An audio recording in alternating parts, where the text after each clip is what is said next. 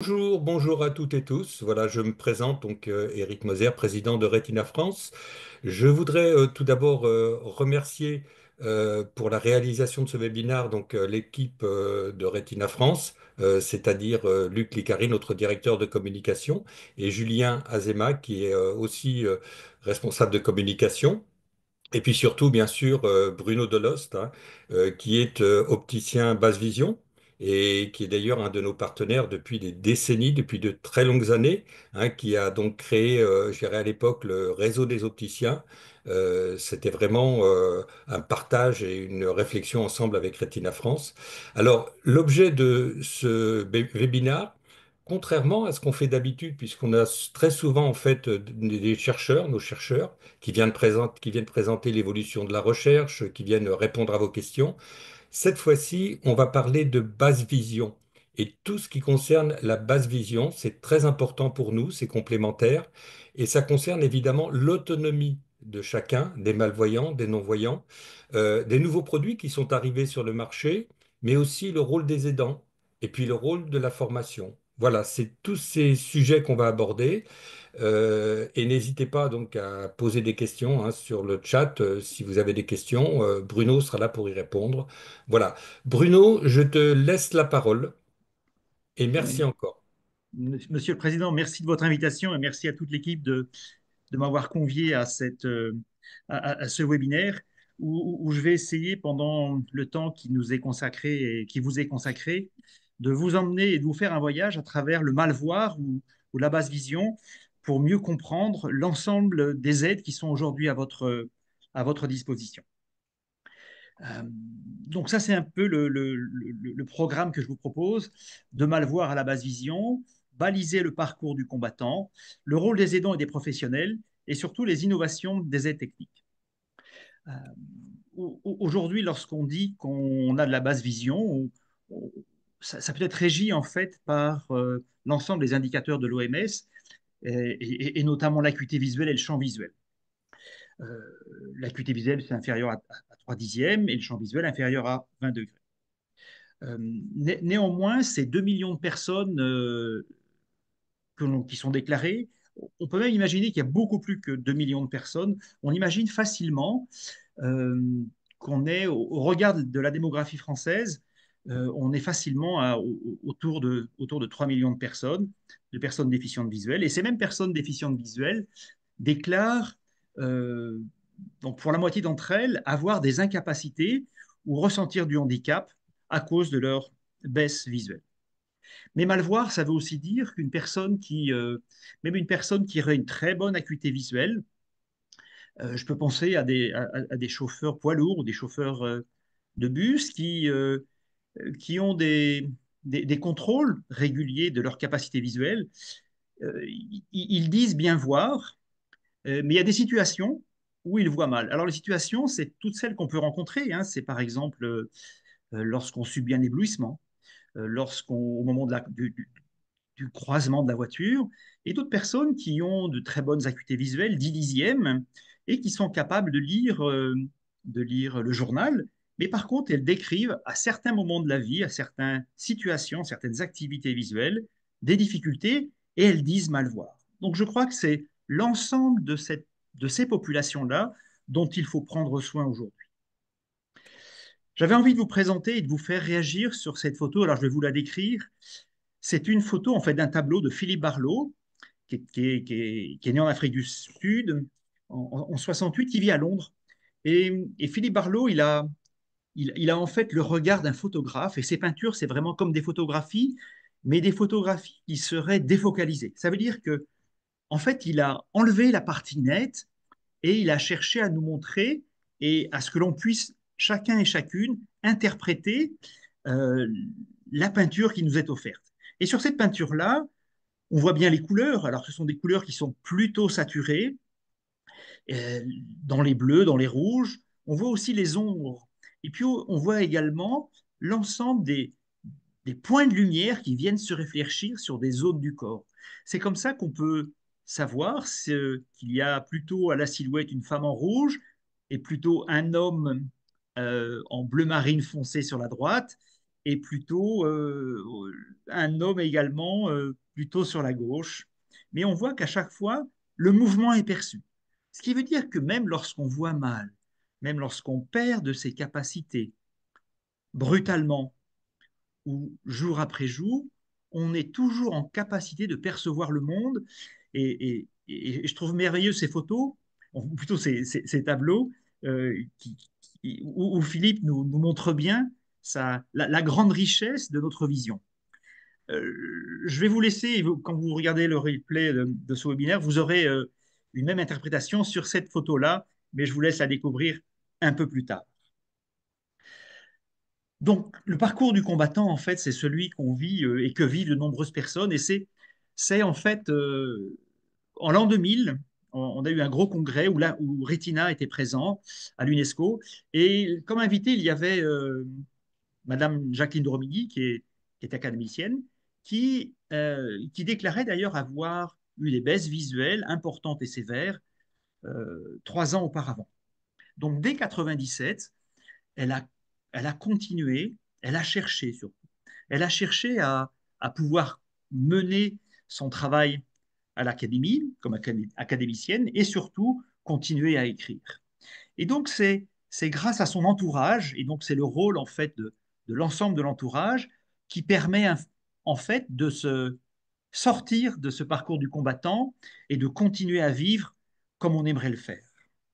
Alors, ces difficultés, elles sont vraiment systémiques parce que aujourd'hui, la HAS nous montre dans ses projets d'orientation stratégique 2025-2030, qui inclut d'ailleurs le vieillissement et qui prend bien en compte l'enjeu de la démographie des professionnels de santé et des professionnels soignants, euh, et notamment cette démographie qui est en baisse va compromettre l'accès aux soins dans les années à venir. Certains territoires, on le sait, sont franchement euh, dépourvus de professionnels et l'accès à l'information est une denrée rare. Depuis 2000, euh, on a beaucoup banalisé les prises en charge sur la basse vision. Beaucoup de personnes en parlent, mais lorsqu'on regarde vraiment, et on en parlait dans la préparation de ce, de ce webinaire, en fait, on a globalement 40 000 opticiens en France. Si on en compte 200 qui régulièrement, chaque jour, accompagnent et prennent soin des personnes déficientes visuelles, je crois qu'on n'est pas loin du compte. Donc 200 opticiens sur le territoire, ce qui veut dire qu'on va en trouver dans chacun et chacune des régions. Et là, je pense, Monsieur le Président, Monsieur Moser, que l'ensemble de vos correspondants et des administrateurs les connaissent bien localement, et ils peuvent être une bonne ressource pour l'ensemble de vos adhérents. Donc, manque à l'accès à l'information, et ça a été bien montré dans un rapport qui est sorti en 2020 par M. Philippe de Normandie au sujet de l'aide technique. Les aides techniques, en fait, et on les prend dans la globalité, à la fois pour la fonction motrice, cognitive ou visuelle qui nous intéresse, il y a de l'information, mais c'est vraiment un labyrinthe pour trouver l'information. Et je me souviens de l'échange que j'ai eu avec Madame de Romilly à cette période-là, dans les années 2000. Elle décrivait bien que quand elle avait ouvert une porte, ben, elle s'apercevait qu'elle n'avait pas trouvé ce qu'elle souhaitait, et elle se retrouvait de nouveau à combattre et à chercher une nouvelle porte pour trouver la sortie de ce labyrinthe. Alors, accès aux professionnels, on l'a vu un peu difficile. On a aussi, il faut le dire, en France, un manque d'attractivité, et on le voit dans toutes les situations que l'on rencontre à l'hôpital, un manque d'attractivité pour le monde médico-social et les métiers du soin. Comment les rendre attractifs? Donc ça, c'est le grand enjeu, je pense, stratégique de la HAS, donc qui va emmener et qui va être le fer de lance de l'ensemble des professionnels. Et puis, tout ça, ça va se faire à budget constant, puisqu'on sait que tous les pays européens aujourd'hui vont être très rigoureux sur leur budget. Il y a un autre point aussi sur les aides techniques, puisque lorsqu'on a trouvé les portes d'entrée pour arriver jusqu'aux aides techniques, on sait qu'on a un mésusage. Ça veut dire qu'on a des aides techniques qui sont financées quand on trouve les portes en sortant de ce labyrinthe, et que ben, les solutions ne sont pas forcément pertinentes. Alors, pourquoi les solutions proposées ne sont pas forcément pertinentes?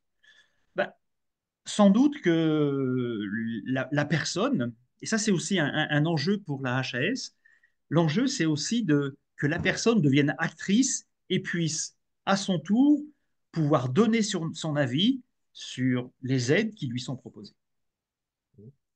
Donc c'est vraiment à la fois un parcours du combattant et à la fois vraiment les gens le vivent comme un labyrinthe. Lorsqu'on les rencontre et lorsqu'ils vous disent ça y est, je vous ai trouvé, ben, c'est vraiment très compliqué.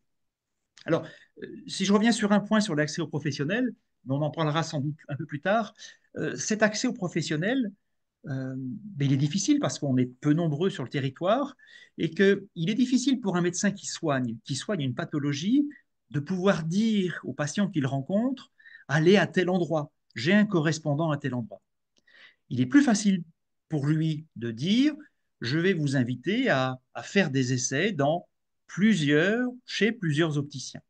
Et ça, c'est souvent des pratiques aujourd'hui qui ont lieu parce qu'ils connaissent bien les correspondants qui s'intéressent au vieillissement et à la personne déficiente visuelle ou aveugle. Donc ces difficultés, elles sont systémiques et elles touchent l'ensemble de ces trois points. L'accès aux soins. Alors l'accès aux soins, bon, on a vu que c'était difficile. C'était difficile parce qu'on a un territoire où on a de nombreuses absences. Alors, nombreuses absences à la fois sur le soin médical, mais sur les offres médico-sociales. En France, on a peu de structures qui accueillent des personnes aveugles ou déficientes visuelles. Et donc, l'idée de s'appuyer sur les expériences des personnes qui sont malvoyantes elles-mêmes, hein, et on peut imaginer dans les années à venir, hein, pour essayer de combler et de faire face à ce qui nous attend, à la fois la démographie hein, qui va continuer à croître après 65 ans, on peut imaginer que l'on ait des personnes qui soient, par exemple, des pères aidants.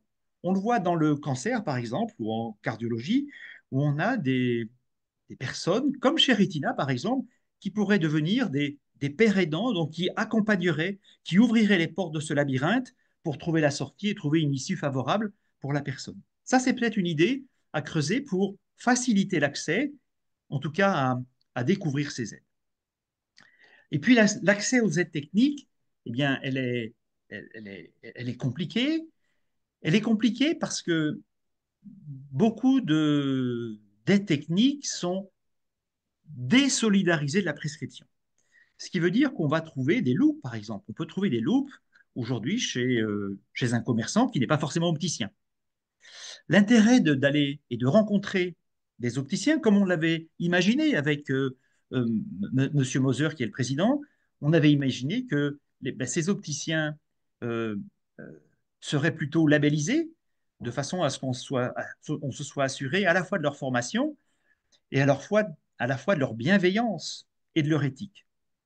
Donc ça, cet accès aux aides techniques, dans les années à venir, je pense qu'elle sera encore simplifiée et si on relit ce rapport de Philippe de Normandie, à la fois simplifié et à la fois plus complexifié, parce que on imagine qu'il y ait des grands centres régionaux où l'on puisse se déplacer et aller essayer l'ensemble du matériel technique possible. Ce qui est compliqué, c'est qu'on a une population qui vieillit et dont les déplacements deviennent difficiles. Le rôle des aidants et des professionnels. Aujourd'hui, à la fois pour bien comprendre ce qui se passe, il y a un sujet sur lequel l'ensemble des soignants on a tous des lacunes, hein, c'est sur l'écoute. Parce qu'on a tous envie on a tous envie de convaincre l'autre, de leur dire que ce que je vais vous proposer sera la meilleure solution pour vous. Mais n'est-il pas plus important de vous écouter? Et c'est souvent, dans les expériences que j'ai eues, j'ai souvent écouté les personnes et compris comment elles fonctionnaient, comment elles s'étaient sorties de ce mauvais pas pour accéder au journal, pour circuler dans la rue. Et c'est en les écoutant que l'on arrive avec elles, imaginer des solutions qui seront pérennes et avec lesquelles elles puissent continuer à vivre selon la vie qu'elles ont choisie aussi. Parce qu'il n'est pas nécessaire qu'une personne veuille absolument lire les caractères les plus fins au monde. Ce qu'il faut, c'est accepter de pouvoir que la personne qui est en face de soi puisse lire des caractères plus grands, puisse utiliser des, des, des activités quotidiennes qui demandent beaucoup moins de précision que celles que l'opticien aimerait lui donner, parce que c'est la formation que l'on a. Et puis lutter contre les idées reçues. Lutter contre les idées reçues, on a, euh, on a depuis des années, euh, et c'est un combat que j'ai mené avec Lariba, de se dire que euh, l'aide technique, elle n'est pas à prescrire à une personne qui a une pathologie. Elle est plutôt à essayer et à conseiller à une personne qui est en perte d'activité, qui veut réaliser une tâche visuelle et qui n'y arrive plus. Et donc l'idée, c'est vraiment que l'aide technique, visuelle, hein, ou visuelle d'ailleurs ou auditive, hein, ou tactile, euh, ces aides-là, elles, ont, elles sont vraiment destinées à la réalisation d'une activité et non pas à caler sur une pathologie. Ça, c'est à mon sens quelque chose de fondamental. Alors, les aides et le renouveau, c'est que aujourd'hui, donc les opticiens sont formés, hein. Ils sont formés à la fois par leur diplôme d'exercice, qui est un BTS, mais une grande majorité vont un peu plus loin et vont se former davantage en lentilles de contact ou dans l'accompagnement des personnes qui sont déficientes visuelles ou aveugles. Et l'idée, c'est euh, d'aller sur un droit d'exercice en 3 ans, euh, dans la volonté du gouvernement d'aller vers une universitarisation de la profession. Donc c'est quelque chose qui se met en route, la profession avance pas à pas, et je pense que dans les années à venir, on sera encore plus qualifié à vous accompagner parce que le vieillissement sera vraiment, le vieillissement ou les maladies rares seront vraiment des éléments clés de cette formation-là. Alors, elles seront plus accessibles parce qu'aujourd'hui, on peut trouver des magasins optiques qui ont beaucoup de matériel, mais d'une façon générale, l'idée, c'est d'utiliser toujours l'outil, l'aide qui sera la plus simple à utiliser pour la personne. Quand Euh, je vois par... Br- euh, Petite question Oui, pour Luc, Bruno oui, monsieur Delotte Luc. de la part de Luc. Dans le cadre de la préparation du webinaire, on a évoqué aussi un sujet qui, je trouve, s'inscrit exactement dans ce que vous venez de dire, c'est la collaboration entre les trois O, les opticiens basse vision, les optométristes, les orthoptistes et aussi les ophtalmologistes. Y a-t-il aussi une volonté de meilleure collaboration pour que les patients et les familles soient orientés par les ophtalmologistes vers les opticiens basse vision? Est-ce qu'il y a cette volonté? Alors, je crois qu'elle est au travers de ces trois professions, qui est l'ophtalmologiste, l'orthoptiste et l'opticien. Je crois que c'est une volonté commune parce que ces trois professions qui sont des professions du soin n'ont qu'une volonté, c'est prendre soin de l'autre. Et prendre soin de l'autre, c'est lui apporter le meilleur service. Et sans cette coopération pluridisciplinaire entre ces trois professions, euh, ne pas correspondre, ne pas échanger n'aurait pas de sens. En pratique, aujourd'hui, et à la fois les orthoptistes et à la fois les opticiens, lorsqu'ils ont, ces deux professions ont besoin de correspondre ensemble, ils le font par courrier. Ils le font par courrier, alors bien souvent par messagerie sécurisée, de façon à sécuriser tous les données de santé qui vont être échangées. L'idée, c'est d'aller encore plus loin, et on a vu dans le projet d'orientation stratégique de la HAS, là, il y a vraiment ces notions d'échange entre les professionnels je pense, qui va continuer à augmenter dans les années à venir, de façon à ce que, et à la fois les ophtalmologistes, et à la fois les orthoptistes et les opticiens puissent échanger dans un seul sens, c'est servir l'autre. Est-ce que Luc Harry, est-ce que ça vous convient dans la réponse ou... Absolument, non, non, ça démontre effectivement qu'il y a une prise de conscience Oui. progressive.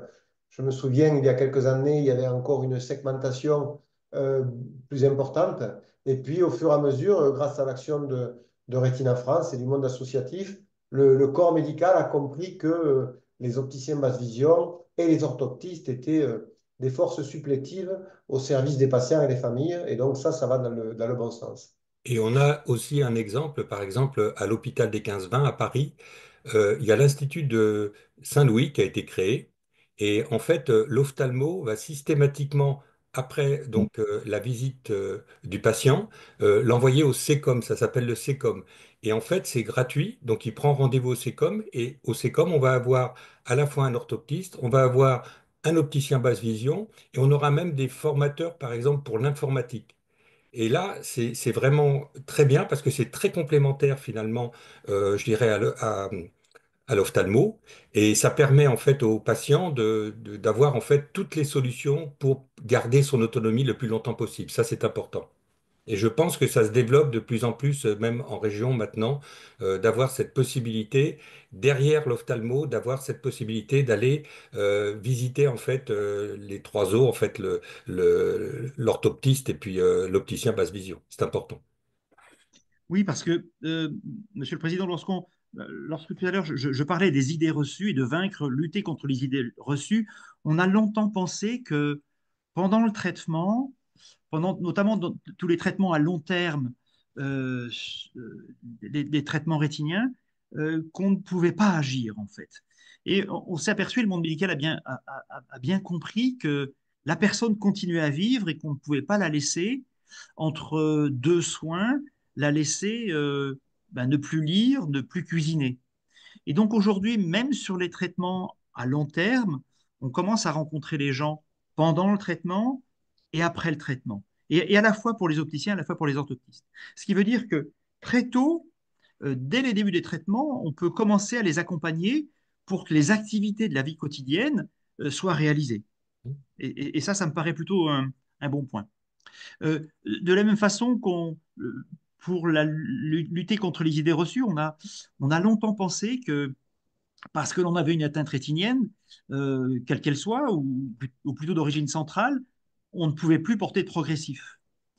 Ça veut dire qu'on allait donner à la personne qui était en soins à la fois le diagnostic en disant que c'était vraiment une maladie de long terme, et à la fois on lui disait, eh bien, je vais aussi vous demander d'arrêter de porter des verres progressifs pour maintenant mettre en place deux, voire trois paires de lunettes.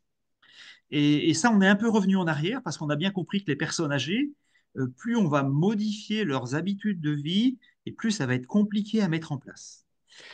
Et donc aujourd'hui, on est plutôt sur la démarche de se dire, eh bien, la personne, parce qu'elle en a besoin de loin et de près, et parce que c'est un outil qui est utile du matin au soir, continuons le port de verres progressifs, mais par contre, adaptons, selon l'activité, des équipements très spécifiques. Parmi les rééducateurs ou adaptateurs que vous n'avez pas cités, Bruno, quels sont les grands organismes? On en a parlé lors de la préparation. Ah oui. Alors, la grande demande, alors l'opticien et l'orthoptiste, l'orthoptiste qui est un peu le kiné des yeux, l'opticien et l'orthoptiste sont plutôt, alors l'opticien est en accès libre dans la filière des soins, l'orthoptiste est une profession qui est prescrite par un médecin ophtalmologiste ou un médecin généraliste, notamment sur la partie bilan, sur la déficience visuelle. Donc là, l'accès est plutôt aisé. Ce qui est un peu plus compliqué, et c'est pourtant la plus forte demande, c'est d'accéder à un ergothérapeute. Et donc là, c'est la plus grande demande. L'ergothérapeute est l'AVGiste qui va prendre soin de la personne dans toute l'organisation ou l'adaptation d'une nouvelle de l'activité de façon à la continuer. Donc l'ergothérapeute, l'AVGiste. Et puis, une autre profession qui est aussi méconnue, c'est l'instructeur en locomotion et maintenant les instructeurs à l'autonomie qui, eux, vont accompagner ces personnes. Elles travaillent, alors, elles, sur prescription médicale pour l'ergothérapeute. L'instructeur en locomotion intervient souvent dans des structures ou intervient sur notification de la MDPH de façon à intervenir même en auto-entrepreneur. Les ergothérapeutes, comme les instructeurs en locomotion, on peut les trouver, et si vous allez sur les sites des syndicats, vous pourrez, ou des associations professionnelles, vous trouverez les professionnels de votre secteur qui peuvent intervenir. Après, reste dans ce parcours du combattant et de ce labyrinthe, c'est savoir quelle porte qu'on peut ouvrir de façon à essayer d'obtenir des prises en charge financières sur ce type de réadaptation. Monsieur Licari, est-ce que j'ai répondu enfin, Je, pour compléter en fait mes propos sur les différents professionnels? Je crois que la réponse est parfaite et complète puisque vous avez cité les différentes entités qui collaborent dans le domaine de la mass vision. Et Alors, on pourrait rajouter un domaine plus particulier qui peut être très intéressant pour toutes les personnes qui nous écoutent, puisqu'il y a d'une part des personnes atteintes de DMLA, d'atrophie géographique, mais aussi des personnes touchées par des RP, que ce soit elles-mêmes ou leurs enfants. Y a-t-il effectivement une approche très différentes ou pas selon l'âge de la personne malvoyante, c'est-à-dire enfant, adolescent ou adulte. oui, alors et depuis l'an 2000, hein, depuis l'an 2000, on a des professionnels qui se sont spécialisés, hein, à la fois dans la génétique. Et là, tout à l'heure, le président parlait des 15-20. On a une structure au 15-20 qui va pouvoir faire ces consultations génétiques. Et puis, bien plus loin, alors, et à la fois très tôt en âge et un peu plus loin, on a toutes les structures qui vont accompagner les parents et les enfants dans toutes ces maladies rares. Et on a tous en tête euh, la restitution de l'étude Homère, Mhm. où on avait une jeune femme et ses parents, d'où les parents avaient déménagé de façon à ce que la jeune femme puisse poursuivre son enseignement sur Paris. Donc oui, ça se met en place. C'est encore long, bien qu'en région, et moi qui vis au fin fond du sud-ouest, au Pays Basque, on a des professionnels qui accompagnent les personnes, et notamment les enfants déficients visuels. Et ça, c'est plutôt une très bonne chose. Mais ça se met en place pas à pas. Quand je suis arrivé ici dans la région, le département n'avait pas d'instructeur en locomotion. Donc il a fallu se battre avec le monde associatif pour réussir à obtenir un professionnel qui puisse accompagner et sécuriser les trajets des enfants, notamment. On dit souvent que le mieux est l'ennemi du bien.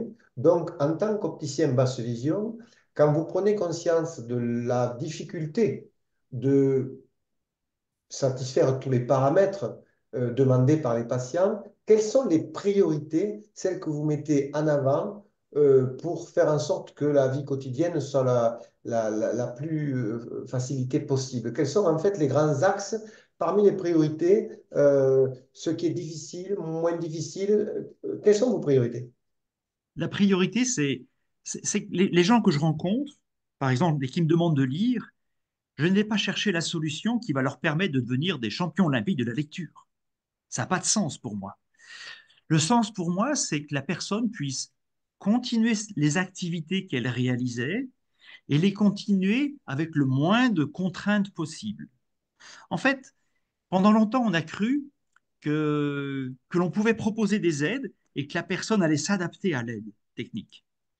Le, la façon que j'ai de travailler, c'est vraiment de se dire la personne est dans son lieu de vie, voilà comment elle fonctionne, et je vais imaginer, créer une aide de façon à que cette aide s'installe dans la vie de l'autre, s'installe dans la vie de la personne qui voit mal. Pour moi, ce serait vraiment, enfin, en tout cas, c'est ma fonction de fonctionner depuis des années. Parce Alors, que, Oui. oui, Une monsieur autre question Licari, peut-être. Euh, Actuellement, en fait, il y a de nombreux outils qui arrivent sur le marché pour aider le malvoyant. Je pense à tout ce qui concerne en fait la possibilité de pouvoir dicter un message, de pouvoir écouter un message, d'avoir. Il y a tout un système informatique et même des lunettes spécifiques en fait pour les gens qui sont atteints de DMLA qui permettent de voir différemment. Qu'est-ce que vous conseillez et que pensez-vous de ces outils qui arrivent maintenant sur le marché? Pour effectivement nous aider en fait à garder notre autonomie. alors aujourd'hui, et on a vécu depuis les 20 dernières années, les 30 dernières années, des, des outils qui étaient plutôt où l'optoélectronique, l'électronique et l'optique s'alliaient de façon à imaginer des aides et surtout pour l'accès à la communication. L'accès à la communication a été un enjeu majeur pour l'ensemble des industriels dans le monde, hein, parce on est sur cette population d'après-guerre et donc et il va falloir trouver des solutions pour accompagner leur vieillissement. Euh, donc, miniaturisation des systèmes. On voit beaucoup de caméras intelligentes et on a vu des caméras intelligentes qui étaient en capacité de vous lire un document. Et puis, si vous utilisez aujourd'hui de façon euh, un peu ingénieuse les capacités natives du smartphone ou de votre ordinateur, vous avez de nombreuses capacités. Je vais vous citer un exemple, par exemple. Quand j'ai commencé à travailler, euh, notamment pour les enfants et adolescents, on utilisait comme une petite jumelle monoculaire, un morceau de jumelle, avec laquelle la personne pouvait à la fois lire de près le tableau et à la fois prendre le métro et regarder les stations pour s'identifier dans le trajet. Aujourd'hui, les jeunes que je rencontre, ils ont tous un super téléphone avec une super caméra et un super grossissement et ils arrivent à tout faire avec, sans avoir à de nouveau avoir toute une phase d'apprentissage et d'éducation à l'utilisation de ce système dans la vie courante. Je crois que ça, c'est les grandes avancées, c'est qu'aujourd'hui, miniaturisation des systèmes, et on va continuer à le voir, puisque on a vu qu'au dernier CES à Las Vegas, on a vu de beaux projets qui sortaient des cartons, hein, qui ont en tout cas qui ont été présentés. On verra s'ils sont ensuite commercialisés. Euh, et plus précisément, quand on parlait pour préparer ce travail ensemble, on parlait des canaux électroniques, alors qu'ils existent, qui ont été développés en France. Il y a eu de nombreux projets en France. Il y a eu de nombreux projets qui ont été financés pour les personnes déficientes visuelles, via notamment les clubs services, hein, qui ont beaucoup financé. Et aujourd'hui, on voit, alors, et c'est le parallèle que je vais faire, c'est les déplacements en sécurité avec un chien guide. Aujourd'hui, au CES, on a vu apparaître donc comme un robot, hein, avec vous imaginez bien le harnais, hein, du chien guide, eh ben, un robot et qui est maintenu comme un harnais par la personne qui est en situation difficile dans les déplacements. Donc, je pense que à la fois les caméras intelligentes qu'on a vu apparaître dans l'ensemble de la société, à la fois des voitures, à la fois de la sécurité, on va le voir apparaître dans le domaine du handicap. Et en tout cas, dans le Mais quand nôtre. on, Oui, pardon, mais quand on parlait des smartphones tout à l'heure, effectivement, ils sont hyper performants si on parle de l'iPhone ou même sur un Android. Par contre, maintenant, il y a beaucoup de malvoyants qui demandent une formation spécifique parce que il faut savoir déjà que quand on est malvoyant, c'est compliqué de se former à ces produits-là. Donc, il faudrait effectivement qu'on arrive à trouver des formateurs, des formations spécifiques en fait pour aller jusqu'au bout du smartphone et au lieu de pouvoir l'utiliser qu'à 10%, qu'on puisse effectivement aller beaucoup plus loin et rendre, par exemple, le système vocal permanent sur le smartphone, vous voyez, des choses comme ça. La formation, ça doit être importante et c'est peut-être ça aussi qu'il faut développer. Alors, aujourd'hui, dans la formation des opticiens initiale, on n'a pas ça. Dans la formation, dans l'universitarisation, on a prévu qu'il y ait ce type d'enseignement. Aujourd'hui, c'est essentiellement via le monde associatif. Ça veut dire que les professionnels du soin, enfin, de l'accompagnement médico-sociaux, peuvent se former à la médiation en informatique, hein, mais ce sont essentiellement des professionnels qui connaissent la vision aussi. Parce que si on ne connaît pas la vision, on va se retrouver avec de grandes difficultés. Et donc aujourd'hui, ces formations sont aussi ouvertes aux opticiens. Donc il y a dans le monde associatif que l'on connaît tous les trois, il y a des enseignements qui se font Bien sûr. de façon à ce que, par exemple, j'ai été sollicité moi par une personne qui travaille sur un CCAS au fin fond du Pays Basque et elle aimerait pouvoir accompagner les gens, les personnes qui deviennent déficientes visuelles, en tout cas qui n'accèdent plus à leur téléphone ou qui sont pénalisés à cause de la vision dans l'utilisation de téléphone, de pouvoir l'utiliser. Les mêmes personnes qui ont un ordinateur, on a 95% des plus de 65 ans en France qui possèdent un ordinateur. On va dire la majorité des seniors aujourd'hui possèdent l'ordinateur et demain ce sera encore ça.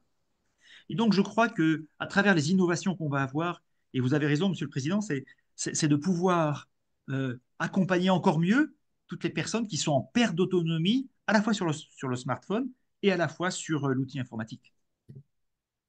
Ça, c'est sans doute un des grands enjeux de notre profession demain. Parmi les grands enjeux, il y en a un qui, je sais, vous tient particulièrement à cœur, c'est l'accompagnement des personnes malvoyantes au niveau du financement des aides techniques. Comment vous procédez?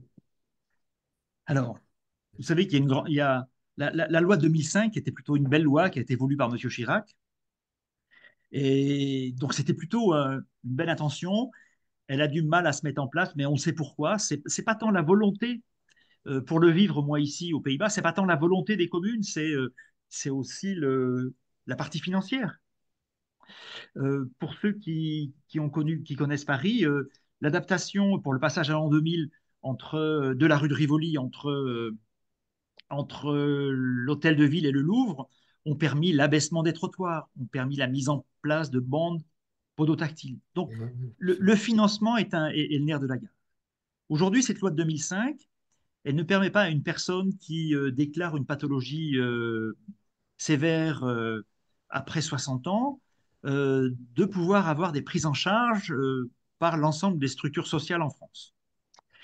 Et donc, ben, c'est là encore, c'est ce parcours du combattant, c'est rentrer dans le labyrinthe et se dire où je vais, sur quelle porte je vais aller taper. Je vais aller taper auprès de l'assurance maladie, en signifiant bien que l'aide technique que je vais utiliser a beaucoup de sens pour moi pour maintenir mon autonomie à domicile. Il est toujours, et dans les politiques de santé en France, le maintien de l'autonomie à domicile est toujours moins dépensier que d'aller être hébergé en structure. Et donc, l'idée, c'est vraiment d'aller motiver donc auprès de l'assurance maladie à travers les fonds de prestations exceptionnelles, à travers la complémentaire santé, qui bénéficie aussi et qui peut vous attribuer ceci, à travers la prévoyance pour les personnes qui sont à la retraite. Et puis, c'est l'ensemble des clubs services qui permettent aussi de pouvoir accompagner. Donc, c'est vraiment accompagner, alors accompagner financièrement, hein. Et un autre élément également, c'est le conseil départemental. Le conseil départemental, lorsqu'on a une demande qui a été rejetée, par exemple, par la MDPH, à cause de l'âge, eh bien, on peut toujours les solliciter. Tout ça, c'est sur des fonds publics. Par Concernant contre, les fonds, concernant les fonds privés, donc c'est club service, et puis un autre point qui est intéressant, c'est qu'aujourd'hui, on voit se développer des cagnottes litchi. Et ici, on a des cagnottes litchi qui sont mises en place pour ce type d'aide. mais quand on est en situation de handicap, par contre, la MDPH permet, par l'intermédiaire de la CPH, de faire des demandes de financement, d'outils complémentaires, d'aménagement chez soi. Alors, c'est vrai que c'est assez long parce que quelque part, il faut apporter un devis effectivement de l'outil dont on a besoin et puis attendre plusieurs mois avant d'avoir une réponse. Mais quelque part, dans certaines régions, on peut être financé à 100% sur un agrandisseur, sur tout un tas de matériel ou de besoins quelque part. Donc là aussi, c'est important d'être au courant qu'on peut, par l'intermédiaire de la MDPH, en fait, faire ces demandes et se faire aider financièrement. Et vous mettez le point, Monsieur le Président, sur un sujet qui est aussi difficile à exprimer, c'est les inégalités territoriales Mmh, sur les prises en charge. mmh, Lorsque l'on vit à Paris ou lorsque l'on vit mmh. ici dans les Pyrénées-Atlantiques ou en Corrèze, Ouais, euh, l'enjeu n'est pas le ouais, même. Et je vois, moi, ici, à travers les personnes qu'on rencontre, il y a même des personnes qui vont se faire domicilier pendant un an ou deux dans le département voisin pour mmh. bénéficier des aides Tout à fait. du fait de ces inégalités territoriales. Mmh. Mais ça fait partie, en fait, de ce labyrinthe où trouvons la bonne porte pour réussir à trouver la solution. Vous êtes Bruno Deloste, de par votre expérience, quand même l'un des pionniers, piliers de la basse vision en France. Par rapport à toutes les personnes qui nous écoutent, euh, comment considérez-vous l'évolution sur les 20 dernières années? Pensez-vous quand même que globalement, les personnes ont accès à un meilleur matériel, ont la possibilité de s'équiper plus facilement et d'avoir un financement plus aisé? Quel est votre sentiment par rapport à ça? Depuis les 20 dernières années. Je pense que, alors, de nombreux professionnels se sont formés. Ça veut dire que euh, lorsque l'on vivait, par exemple, au Pays Basque, il fallait aller à Bordeaux pour trouver un opticien qui connaisse le sujet. Lorsqu'on habitait Versailles, il fallait aller à Paris pour trouver un opticien qui connaisse bien et qui puisse vous accompagner. Donc oui, en termes de formation, ce ne sont pas toujours des formations diplômantes. Et le grand enjeu qu'on aura dans les années à venir, c'est comment faire en sorte que la formation soit diplômante et euh, ne soit pas des formations d'une journée ou 2 journées. On a des personnes, par exemple, et il existe des formations qui sont ouvertes à tous, qui sont ouvertes à toutes les professions dont on parlait tout à l'heure, qui sont ouvertes à la fois aux orthoptistes, aux opticiens, aux ergothérapeutes, aux instructeurs en locomotion. Il y a un diplôme, donc souvent un diplôme universitaire de 210 heures par an, et ce diplôme universitaire, il accueille toutes les professions. Il est basé à Paris, et c'est sans doute celui qui apporte la plus grande ouverture dans le champ de compétences des professionnels autour de la déficience visuelle. Les opticiens, eux, en parallèle, ont dans leur formation complémentaire au BTS, qui est le droit d'exercice, des formations de DU qui sont plus spécialisées sur la basse vision, avec des cours sur le vieillissement, par exemple. Donc je pense que oui, ça a beaucoup changé, mais au regard de la population grandissante qui va être en demande dans les années à venir, on a encore beaucoup d'efforts à faire. Je voulais, Donc, je voulais aussi peut-être profiter, et vous m'en excuserez, du webinaire et du fait qu'on ait plus de 80 connectés pour, avant que vous-même et le président Eric Moser puissent conclure ce webinaire, vous dire que on prépare effectivement sur Bayonne avec vous une importante journée sur la vue qui aura lieu le jeudi 6 novembre. Pour les personnes qui nous écoutent et qui sont dans la région, c'est une date à noter. Parmi les autres dates à noter, il y a le samedi 5 avril à Aulnay, le samedi 13 juin à Nîmes, le samedi 13 octobre à Auch et le samedi 22 novembre à Paris, qui seront donc quatre importants colloques Retina France. Celui du 6 octobre, du 6 novembre à Bayonne est organisé avec nos amis et en collaboration avec nos amis de la VH. Je voulais aussi vous dire que au niveau du siège, on s'oriente vers 250 concerts de chorale dans le cadre de 1000 cœurs pour un regard cette année.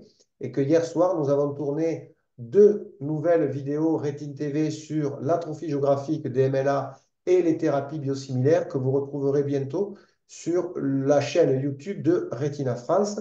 C'était les petites précisions que je voulais vous donner à tous. Et donc, Monsieur Deloste, une dernière question en ce qui me concerne sera, puisque on a pas mal de questions et on essaye de les relayer le mieux possible, pour un patient que vous rencontrez pour la première fois et qui fait preuve d'une inquiétude par rapport à l'équipement en basse vision, à son appréhension, quels sont les mots que vous avez pour le rassurer?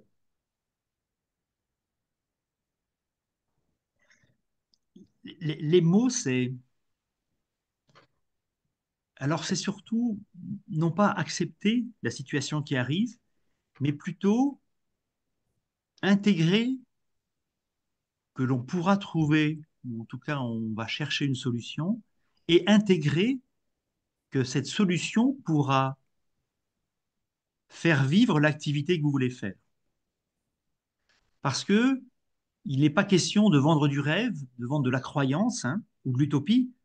Je crois que ce qui est important, c'est comme tout à l'heure je vous l'ai exprimé, c'est d'installer la personne, d'installer l'aide dans le mode de vie de la personne.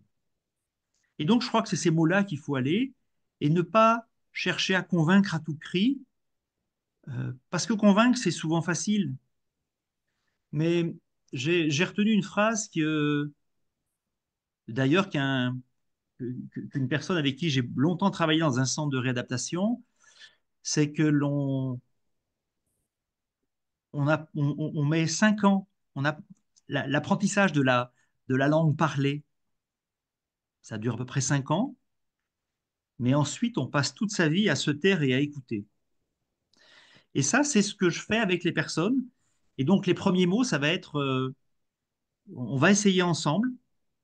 Ce sera différent, ce sera différent, euh, mais on va essayer que l'activité que vous souhaitez faire puisse, vous puissiez continuer à la réaliser. Une précision, s'il vous plaît, à la demande de Ghislaine Garrigue, qu'on salue très amicalement. À Auch, c'est le samedi 13 septembre que nous aurons un très très beau colloque. 13 septembre. Merci Ghislaine.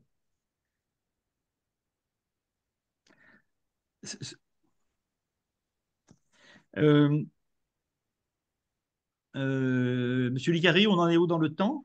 Dans le temps, alors, on avait dit qu'on irait jusqu'à 13h, jusqu'à 18h50.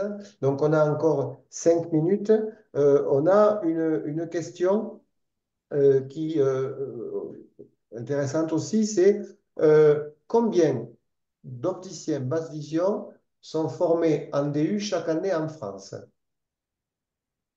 Euh, dans En les, pro. ouais, je dirais 150 qui sont formés en France. En sachant que on a, et tout à l'heure je le disais, et la HAS le constate, c'est qu'on a une désaffection de l'ensemble des professions de santé, même après leur formation. Ça veut dire que même une fois que l'on va avoir été formé à la prise en charge des personnes déficientes visuelles, on a à peu près 30% des personnes qui arrêtent la profession. Donc sur les 150 personnes par an, je serais très heureux que 100 personnes puissent continuer à, et en tout cas recevoir des, des personnes qui sont natives d'ailleurs dans leur magasin. Parce que dans un magasin, tout à l'heure, je vous décrivais qu'il y avait des gens qui voyaient mal, mais il faut pouvoir les identifier. Et ce n'est pas le matériel qui est le plus important pour identifier les gens qui voient mal dans le magasin, c'est plutôt la qualité d'écoute que vous aurez lorsque les personnes rentrent dans le magasin et vous abordez. Et l'idée, c'est vraiment d'aller chercher et de comprendre et d'écouter ce que les personnes. Et quand on pose la question sur le matériel, je leur dis non, c'est pas le matériel le plus important, c'est votre capacité d'écoute. Ouais, l'adaptation individuelle. Hmm. Oui, c'est ça, c'est ça. Mais c'est en fait l'envie de servir l'autre et de prendre soin de l'autre avant tout, avant que d'aller proposer du matériel, parce que on est tous en capacité d'aller convaincre l'autre, mais là n'est pas l'intérêt. Une autre question qui me vient, c'est dans le cadre du colloque de Retina France Vision et Recherche, nous avons eu une adhérente qui est peut-être là ce soir, Isabelle Escosic, que je salue, qui a découvert les lunettes à réalité augmentée Magic Sight. Il existe d'autres modèles, bien évidemment. Euh, D'ailleurs, il y a eu un reportage sur France 2. Euh, Votre opinion sur les lunettes à réalité augmentée, est-ce que ça s'adapte à toutes les affections ou plus particulièrement à certaines? Euh, alors, ça fait partie, et j'en suis très heureux, du développement des technologies, de la miniaturisation des technologies, de façon à ce qu'elles soient de plus en plus portées sur le visage. Et c'est le cas de la société que vous avez abordée là.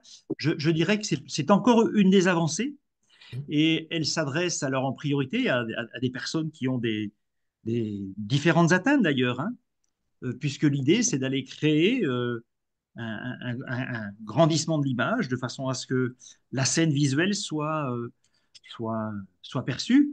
Mais comme l'ensemble des aides de cette nature-là, il y a des recommandations importantes, notamment ne jamais marcher avec, ne jamais se lever et se déplacer avec, hein. C'est souvent des utilisations, et j'ai équipé à plusieurs reprises sur des systèmes d'aide de cette nature, c'est souvent sur des activités statiques.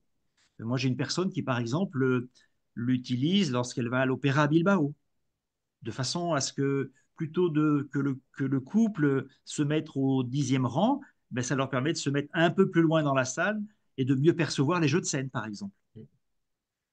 Après, ce sont Donc, des outils qui sont quand même en développement actuellement, bien qu'on peut sûr, bien revoir sûr, par exemple au Silmo, hein, quand on va bien sûr. et qui sont pour l'instant extrêmement onéreux Et effectivement, on sent que la recherche avance dans ce domaine-là, mais il faut attendre effectivement un petit peu que à la fois l'outil soit adapté à à la personne, c'est-à-dire qu'on puisse se déplacer avec cette paire de lunettes, avec ces outils, et puis que le prix devienne quand même abordable quelque part. C'est tout l'enjeu par exemple, des implants télescopiques qui sont apparus il y a déjà quelques années, qui sont de nouveau remis sous la lumière. Ou comme la rétine artificielle. Ça demande surtout derrière une éducation à l'utilisation de l'ensemble de ces systèmes-là. C'est pas tant la possession du système qui va vous permettre de retrouver les activités, c'est l'ensemble de l'éducation et du temps qui est nécessaire à, à- à sa bonne utilisation.